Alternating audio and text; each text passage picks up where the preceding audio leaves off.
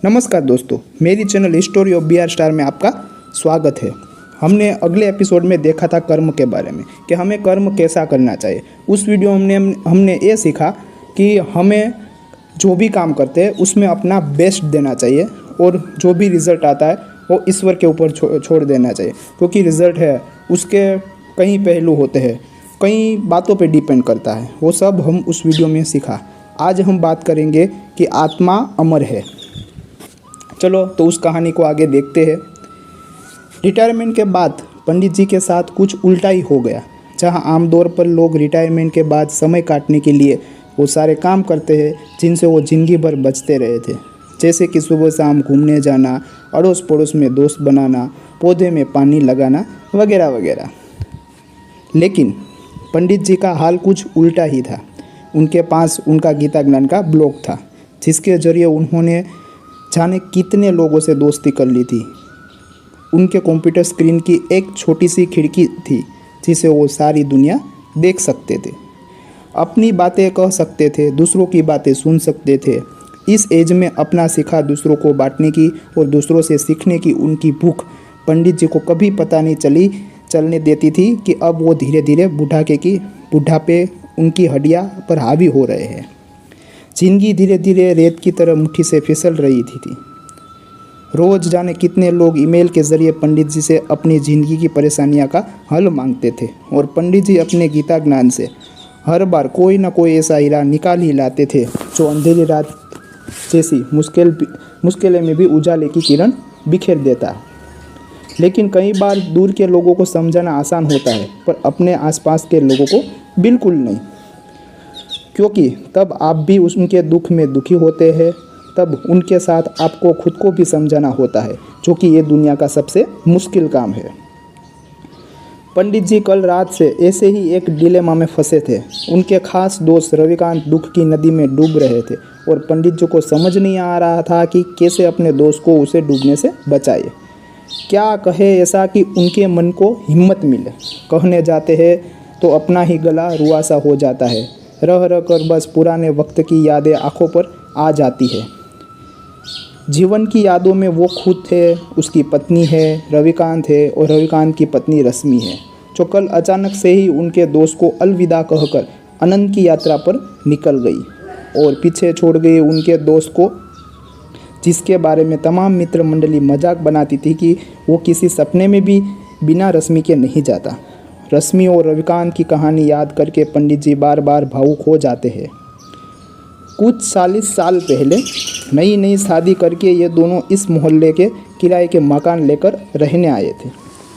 दोनों ही बैंक के काम करते थे और कुछ काम की व्यस्तता तो कुछ नए होने के संकोच के कारण मोहल्ले में कई लोगों से उनकी जान पहचान हो पाई थी। पंडित जी के दोनों बेटे तब बहुत छोटे थे और रविकांत से पहले उनकी दोस्ती उन दोनों से हुई थी। शायद उसका कारण रविकांत को बच्चे से बहुत प्रेम करना रहा हो। धीरे धीरे बच्चों की ये दोस्ती उनके माँ बाप तक पहुँच गई और ये चारों भी आसपास में अच्छे दोस्त बन गए। ईश्वर का खेल भी अजीब निराला है। जिस रविकांत को बच्चों से अथाक प्रेम था, उसी को ही औलाद से सुख से वंचित रखा। पंडित जी की पत्नी के साथ रश्मि ने कितने डॉक्टर के चक्कर लगाए, कितने मंदिरों पर माथा टेका और जाने कितने भूखे रहकर व्रत का उपवास किया, लेकिन औलाद भाग्य में ही नहीं थी, सो नहीं मिली। रविकांत ने कभी भी रश्मि के आगे ये जाहिर नहीं होने दिया कि संतान ना होने की उन्हें कोई दुख है, बल्कि वे तो रश्मि को समझाते रहे कि उसे सच को स्वीकार कर लेना चाहिए और एक कमी के पीछे जीवन की बाकी की खुशियाँ को नज़रअंदाज नहीं करना चाहिए। हालांकि रश्मि को ये कमी सदा रही कि वो माँ नहीं बन पाई। वो हमेशा अपनी ममता पंडित जी के दोनों बेटों पर लुटाती थी। समय के साथ दोनों परिवार की दोस्ती और मजबूत होती गई और हर सुख दुख में एक दूसरे को सहारे आराम से निभाते रहा। उन दोनों में अलग अलग तरह के समर्पण की भाव और प्रेम था। दोनों जहाँ जाते साथ जाते, यहाँ तक कि सब्जी लेने भी। उनकी पसंद और नापसंद हैरान करने की हद तक एक थी। उनका स्वभाव भी एक जैसा था। ऐसा लगता था कि दोनों की पर्सनालिटी एक ही रंग से लिखी गई हो। उनके मन ही एक थे, साँचे में ढाले में गए थे। एक दूजे में बिना उन दोनों की कल्पना भी नहीं हो सकती। और आज वही जोड़ा टूट गया। जो अकेला छूट गया था, उसके बाकी बचे जीवन की कल्पना भी अब मन में सरण पैदा कर रही थी। किसी तरह मुश्किल से रविकांत को सहारा देकर उन्होंने अंतिम क्रिया से जुड़ी विधियां करवाई थी। रविकांत का हाल ऐसा था कि उसे देखकर पत्थर भी पिघल जाए। उसका विलाप, उसके आंसू देखकर तो मौत के देवता को भी आंखें भी भर आई होगी। कभी मजाक में रश्मि ने रविकांत को कहा होगा कि अंत समय में उन्हें गंगा नदी के किनारे जलाया जाए और उनकी अस्थियां माँ गंगा की गोद में बहाई जाए। सो उनकी इसी इच्छा का सम्मान करते हुए रविकांत ने पंडित जी से रश्मि को हरिद्वार ले जाने की बात कही और इंतज़ाम करने का अनुरोध किया। हरिद्वार के पूरे रास्ते जैसे रविकांत बेसुध थे। उन्हें देखकर ऐसा लग रहा था कि मानो ये दुख में डूब जाना चाहते हो। ना उनके उबरने की शक्ति बची थी और न ही इच्छा। रविकांत को कुछ होश नहीं था कब लोगों ने ज़बरदस्ती अंतिम क्रिया की रस्में करवाई और कब उन्होंने किसी और के सहारे खड़े होकर रश्मि की अंतिम विदा देकर अग्नि के हवाले कर दिया। उनकी नज़रों के सामने बस राख थी, ठंडी और बेजान। इधर अंतिम संस्कार के साथ आए लोगों के लिए पंडित जी ने नाश्ते का इंतज़ाम करवा दिया था। सब उधर बिजी थे और रविकांत अकेले एक बेंच पर बैठे जाने दुख के कितने गहरे समंदर में डूब जा रहे थे। दूर पंडित जी ये सब देख रहे थे। उन्होंने तय किया कि रविकांत को इस सदमे से बाहर लाना ही होगा। उनको सच का स्वीकार करने का हौसला देना ही होगा, क्योंकि ये अभी नहीं हुआ तो कभी नहीं हो सकेगा। रविकांत के पास जाकर उन्होंने धीरे से उसके कंधों पर हाथ रखा और उसी आवाज़ से भगवत गीता का ये श्लोक पढ़ा। नैनम छिदन्ति शास्त्राणि नैनम दहति पावकः न चैनम क्लेदप्यापो न शोष्यति मारुतः। जानते हो रविकांत, इस श्लोक का अर्थ क्या है? इस श्लोक का अर्थ है आत्मा को ना औजार काट सकता है, ना जला सकती है, ना पानी उसे भिगो सकता है, ना हवा उसे सुखा सकती है। आत्मा अजर और अमर रहे। ये श्लोक श्रीमद् भगवत के दूसरे अध्याय में, उसी गीता में जो स्वयं भगवान श्री कृष्ण ने श्रीमुख से अमृत बनकर बरसी और जिसकी ज्ञान गंगा में भीगने वाला हर मन मोक्ष पा लेता है। रविकांत का ध्यान आज सुनी हुई सारी बातों में बस इसी बात ने थोड़ा सा उसकी ओर खींचा। उन्होंने पंडित जी से पूछा कि उनके सुनाए हुए श्लोक का यहाँ क्या मतलब है, क्या संबंध है? तुम शरीर और आत्मा का फर्क भूल चुके हो मेरे दोस्त। अपनी प्रिय पत्नी के शोक में तुम सच को अनदेखा कर रहे हो कि उसका सिर्फ शरीर नष्ट हुआ है, उसे चलाने वाली आत्मा नहीं, क्योंकि आत्मा तो अजर और अमर है। एक शरीर से दूसरे शरीर की यात्रा करती है, एक जन्म से दूसरे जन्म का फेरा लगाती है। जो मिटा वो मिट्टी थी, जो जीवन शक्ति थी वो अभी भी वही है। किसी और मिट्टी में जान फूलने चली गई है, उसके लिए शोक करना बेकार है।